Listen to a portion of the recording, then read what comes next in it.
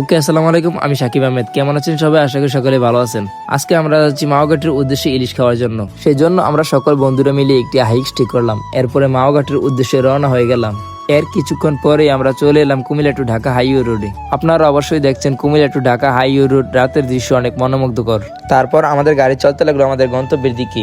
কিছুক্ষণ পরে আমরা চলে এলাম দাউদকান্দি টুল প্লাজারে, কারণ আমাদের চান্দিনা থেকে দাউদকান্দি যেতে মাত্র 25 থেকে 30 মিনিট সময় লাগে। এরপরে আমরা এখানে কাজ শেষ করে আমাদের গাড়ি চলতে লাগলো আমাদের গন্তব্যের দিকে। অবশেষে চলে এলাম মাওঘাটে। আপনারা যারা মাওঘাটে এসেছেন আপনারা অবশ্যই দেখেছেন মাওঘাটের খাবারের হোটেলগুলো খুব সুন্দর ও আকর্ষণীয়। এরপরে আমরা গাড়ি থেকে নেমে মাওঘাটি ঘুরে ঘুরে দেখতেছিলাম। আসুন আপনাদেরকে মাওঘাটি ঘুরে দেখাই।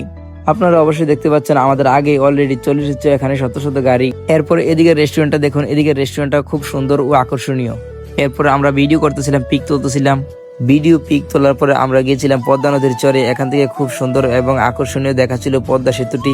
সত্যি এখানকার সৌন্দর্য বলার মতন। আপনারা যদি এখানে না আসেন কখনোই বুঝতে পারবেন না এখানকার সৌন্দর্য। চর থেকে ঘুরে ফিরে আমরা চলে আসলাম রেস্টুরেন্টে ইলিশ খাওয়ার জন্য। আপনারা অবশ্যই দেখছেন খুব সুন্দর এবং আকর্ষণীয় এখানকার রেস্টুরেন্টগুলো।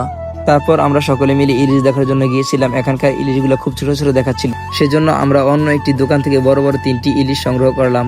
এরপরে ইলিশগুলাকে কেটে পরিষ্কার পরিচ্ছন্ন করে আমি তেল দিয়েছিলাম একটি কড়াইয়ের ভিতরে। ইলিশ তেল দেওয়ার পর আমরা সকলে মিলে একসাথে বসে গেলাম ইলিশ খাওয়ার জন্য। ইলিশের সাথে ছিল ভাত, ডাল, সালাদ, শুকনা মরিচ এবং ইলিশেরই ভর্তা।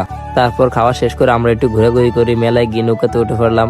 প্রথমে ভাবছিলাম নৌকাতে উঠে খুব মজা পাবো, কিন্তু নৌকার যখন স্পিড বাড়িয়ে দিল তখন আমাদের অবস্থা খুব খারাপ হয়ে গেল। তারপর নৌকা থেকে নেমে আমরা সকলে উলট পালট নাচা শুরু করে দিলাম। রাত 3টা বাজে, বুঝতে পারছেন রাত 3টা বাজে মানে উলট পালট নাচ। কিছুক্ষণ নাচানাচি করার পর আমরা সকলে মিলে পুরো মাওঘাটটি ঘুরে ঘুরে দেখলাম।